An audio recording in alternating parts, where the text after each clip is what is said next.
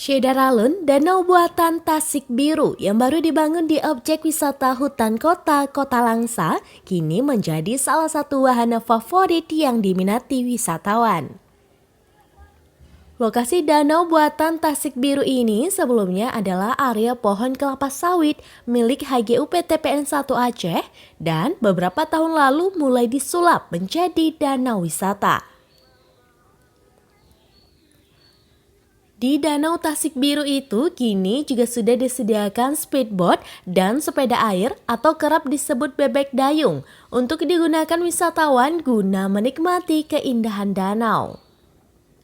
Bagi wisatawan yang belum datang ke objek wisata hutan kota di Kota Langsa, sudah bisa mempersiapkan hari libur untuk datang dan menikmati suasana hutan kota di Langsa tersebut.